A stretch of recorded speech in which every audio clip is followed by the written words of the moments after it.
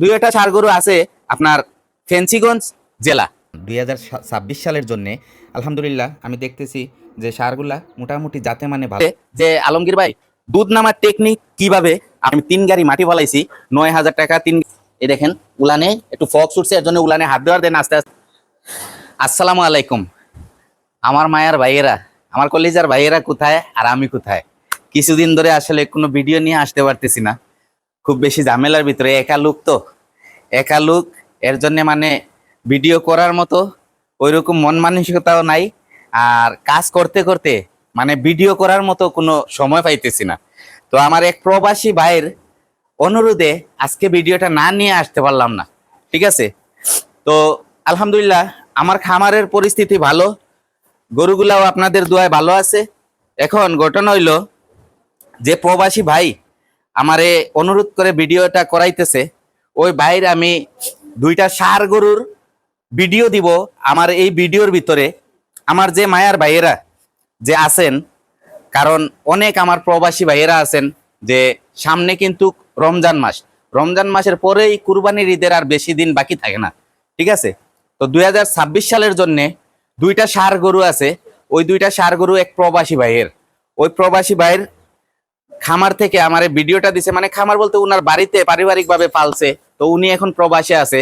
তো উনি বলছে যে আলমগীর ভাই, আপনার ভিডিওর মাধ্যমে যদি আমার এই 2টা ষাঁড় গরু আপনি দিতে পারেন তাইলে আমার একটু উপকৃত হবে, আমি একটু মানে আপনার ভিডিওর মাধ্যমে গেলে আমার একটু ক্লাব হবে, এইটাই।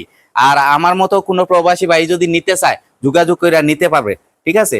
তো 2টা ষাঁড় গরু আছে আপনার ফেঞ্চিগঞ্জ জেলা। ফেঞ্চিগঞ্জে আমাদের সিলেট ফেঞ্চিগঞ্জ উপজেলার কাছে আপনার ডাইকের বাজার হামিদপুর গ্রাম।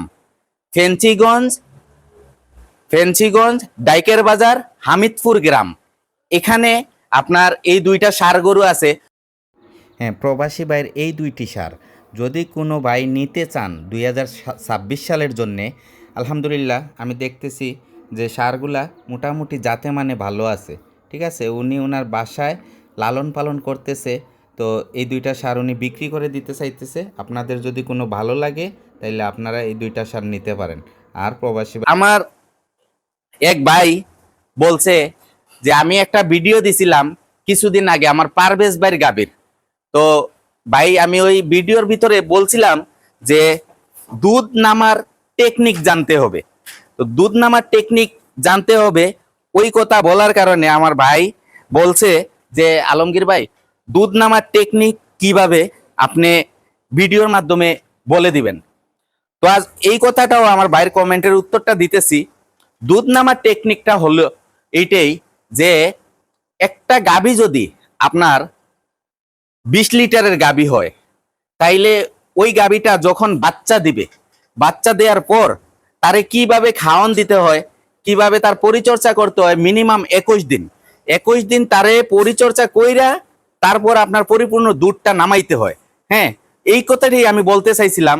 যদি 20 লিটার দুধের গাভীরে আপনি আপনার টেকনিক খাটাইয়া দুধটা নামাইতে হবে। আর আপনি যদি এখন মনে করেন বাচ্চা দিছে আজ, কাল থেকে তারে যদি ভরপুর খাবার দিয়ে দেন, ভরপুর খাবার দিলে হবে কি, তার দুধটা নামবে দূরের কথা, আরো কমবে। কিভাবে কমবে? যখন তার উলানে চাপ আসবে, উলানে বাত আসবে, উলানে চাপ বাত আসলে, বাত থাকলে গাভীর উলানে, গাভীর শরীরে ব্যথা থাকে, জ্বর থাকে, গাভীর টেম্পারেচার বাড়াইল থাকে। আর যদি আস্তে আস্তে তার যদি উলানের চাপটা কমাইয়া ফেলাইতে পারেন খাবার কম দিয়া, আপনি মিনিমাম 2 সপ্তাহ তার কাছ থেকে দুধের চিন্তা করবেন না। দুধের চিন্তা কে করে? দুধের চিন্তা ওই লোকেরা করে যারা ব্যবসা করে। ব্যবসায়ীদের দুধের চিন্তাটা হইছে বাচ্চা দেওয়ার সাথে সাথে ওরা কি করে, ভরপুর খাবার দেয় আর উলানে বাত নামাইয়া উলানটা বিশাল বড় করে, বিশাল বড় কইরা ওই উলানটা দেখাইয়া আপনার কি করে, গাভীটা বিক্রি করে। তো আমরা যারা খামারি আছি আমরা কিন্তু ওই চিন্তা করি না। আমরা চিন্তা করি আমার গাভীটা 20 লিটার দুধ দিবে। দিবে কখন দিবে? বাচ্চা দিছে, তারে আমি মিনিমাম 2 সপ্তাহ ড্রাই খাবার দিয়ে দেয়া, তার আস্তে আস্তে উলানের রসটা কমাইতে হবে। উলানের রস কমানোর পর যখন তার উলানের রসটা কইমা যাবে, কমার পর তারপর যদি তারে আপনি দুধের খাবার দেন, তার খালি দুধই নামবে, উলানে চাপ আসবে না, উলানে বাত আসবে না, তখন খালি দুধই নামবে, ঠিক আছে? তো এইটাই আমার ভাইদেরকে আমি বুঝাইতে চাইছিলাম যে দুধ নামার একটা টেকনিক জানতে হবে। হ্যাঁ, তো এই টেকনিকটাই আপনারা অবলম্বন করতে পারেন, যে একটা গাভী বাচ্চা দেওয়ার পর কিন্তু সাথে সাথে তারে খাবার দিবেন না, তারে সাথে সাথে শুকনা খাবার দিতে হবে। একদম মানে আপনার রস জাতীয় খাবার দেওয়া যাবে না মিনিমাম 2টা সপ্তাহ। একটা গাভী বাচ্চা দেওয়ার পর মনে করেন তার ভিতরে নার্ভ থাকে কাঁচা। আমাদের যেরকম মা বোনেরা যেরকম মনে করেন আমাদের মানুষের ক্ষেত্রে বলি, যখন বাচ্চা প্রসব করে এরপর মনে করেন সব সময় শুকনা খাবার আমরা দিতে চাই। হ্যাঁ, শুকনা খাবার দিতে চাই, ওই যেই জিনিসগুলা মানে ভিতরটা একটু মানে টানে। তো এই সেমই এই গাভীগুলার ক্ষেত্রেও ওদের নার্ভ থাকে একটু কাঁচা, ওগুলারে একটু আপনি শুকনা খাবার দিয়া মিনিমাম 21 দিন মানে একটা গাভীর ভিতর ঠিক হইতে লাগে। হ্যাঁ, তো এর জন্যই আমি আপনাদেরকে বলতেছি যে আপনার যদি 20 লিটারের গাভী হয়, 20 লিটারের গাভীটার দুধ আপনি মনে করেন 2 সপ্তাহ পর আপনি দুধের চিন্তা করেন, কিন্তু সাথে সাথে দুধের চিন্তা করেন না। আর আপনি যদি মনে করেন 10 লিটার দুধের গাভীরে আপনি 20 লিটার দুধের খাবার দিয়ে আপনি চাইবেন যে তার কাছ থেকে 20 লিটার দুধ নামাইতে, কিন্তু কখনো পারবেন না, সে ওই 10 লিটার দুধই দিবে। ঠিক আছে ভাই? তো এইটাই অনেকদিন ধরে ভিডিও নিয়ে আসতেছি না, আমার খামারের কিন্তু কাম আসলে করাইতে পারতেছি না, খুব ঝামেলাতে আছি। আর কি বলবো, আমার যে ফার্মে দাদা ছিল, আমার দাদা চলে গেছে অনেক কষ্ট দিয়ে আমারে, আমার ফার্ম থেকে চলে গেছে সে, আমার কিছু টাকা পয়সাও নিয়ে গেছে। নেক্সট ভিডিও নিয়ে আসবো দাদারে নিয়ে আর স্টাফ নিয়ে, ফার্মের স্টাফ গুলারে নিয়ে আর আমার দাদারে নিয়ে। আর আরেকটা বাগানি লুক আমি দিছিলাম আমার এক প্রবাসী ভাইয়ের খামারে, ওই খামার থেকেও ওই প্রবাসী ভাইয়ের খামার থেকেও সে টাকা পয়সা নিয়ে ভাইগা গেছে। ওইগুলা নিয়ে স্টাফ নিয়ে আমি পরবর্তীতে একটা ভিডিও নিয়ে আসবো আপনাদের সামনে। আমার মায়ের ভাইয়েরা যারা প্রবাসে থাকেন, দেশে থাকেন, আপনারা স্টাফ রাখেন, কিভাবে স্টাফ রাখবেন, কিভাবে স্টাফ চালাবেন, কিভাবে স্টাফে বিশ্বাস করবেন, স্টাফ রাখতে হইলে কি ধরনের ডকুমেন্ট রাখবেন, এই ধরনের সম্পূর্ণ জিনিস নিয়ে আমি নেক্সট ভিডিওতে আসব। আর আমার খামারের কাজটা মানে যে আমি একটা গাভী বাচ্চা বিক্রি করছি আমার খামারের কাজ করানোর জন্য।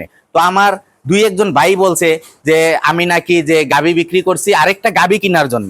হ্যাঁ, আরে ভাই আমার গাভী রাখার জায়গা নাই, আমি গাভী কিনা রাখবো কই? ঠিক আছে, এই যে আমার মনিও দেখেন এখন সামনে দিয়ে বাচ্চা দিবে, ওরেও আমি রাখার জায়গা পাই না, এইদিকে সে মাটির উপরে উল্টাইয়া পইরা যায় অনেক সময়। ঠিক আছে, তো দেখেন আমি আমার খামারের কাজটা কি করাইতেছি আপনাদের সাথে শেয়ার করি।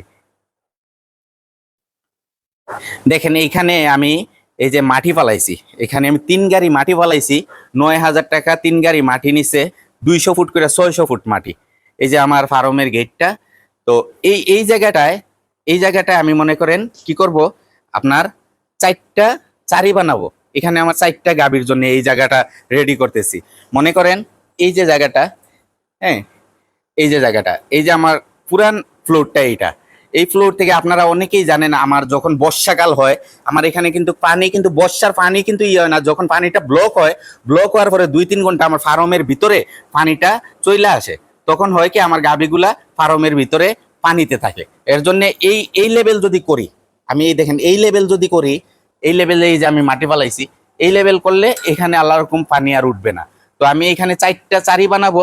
এখন আমি কিন্তু ডিসিশন নিছি চারি বানাবো গোয়ালা, যেটারে বলি আমরা 4টা গোয়ালা বানাবো। এখানে 4টা গরু, এখান থেকে 4টা গরু এখানে ট্রান্সফার করব। কইরা আস্তে আস্তে আমি এইদিকে এটারে মাটি পালাইয়া উঁচা করে আমি ফ্লোরটা উঁচা করব। ঠিক আছে, এই তো। আর এইটাই আমার এই যে পারভেজ ভাইয়ের গরুটা, এটা আলহামদুলিল্লাহ অনেকটাই এখন সুস্থ আছে, এটার ট্রিটমেন্ট চলতেছে। এটার জানেন আপনারা এই পারভেজ ভাই গাভীটা জান্নাত ডেইরি ফার্ম থেকে আনছিল। হ্যাঁ, তো উনি অসুস্থ হওয়ার কারণে আমার এখানে আছে। তো এটারে আমি দুধের খাবার দিতেছি না এখনো, কারণ দুধটা নামলে সমস্যা হয় কি, এর উলানে একটু সমস্যা হয়েছে। উলানের ভিতরে এই যে কি কয় এগুলা, এই যে আপনার ফক্স, হ্যাঁ ফক্স উঠছে উলানে। এর জন্য কিছুটা আমি একটু হালকা করে দেখাই, এই দেখেন উলানে একটু ফক্স উঠছে, এর জন্য উলানে হাত দেওয়ার দেন আস্তে আস্তে দুধ দহন করতে হয়। ঠিক আছে, এর জন্য আমি তারে এখনো দুধের খাবার ওইরকম দেই নাই। তো বন্ধুরা এইটাই। আর ওই ফেন্সিগঞ্জের বাইরে আমার ভিডিওটা সাথে আমি 2টা ষাঁড় গরুর ভিডিও দেখাবো, আপনাদের ভালো লাগলে আপনারা যোগাযোগ করে নেবেন। ঠিক আছে, আলহামদুলিল্লাহ আমার খামারের কাজ এই যে দেখাইছি আপনাদেরকে। হ্যাঁ, আপনারা আমাকে ভুল বুঝবেন না, আমি গাভী বাচ্চাটা বিক্রি করছি আমি এই জায়গাটা কাজ করাবার জন্য। ঠিক আছে, আপনারা দোয়া করবেন। আর আমার খামারের আলহামদুলিল্লাহ সবকিছুই ঠিক আছে, অনেকটা কাজ বাকি আছে, দোয়া করবেন যে আমার গরুগুলাও এখানে আছে সবাই। হ্যাঁ, আর এইদিকে থাকে আমার বাচ্চাগুলা থাকে এইদিকে। তো দোয়া করবেন সবাই। আসসালামু আলাইকুম রহমতুল্লাহি ওয়া বারাকাতুহু।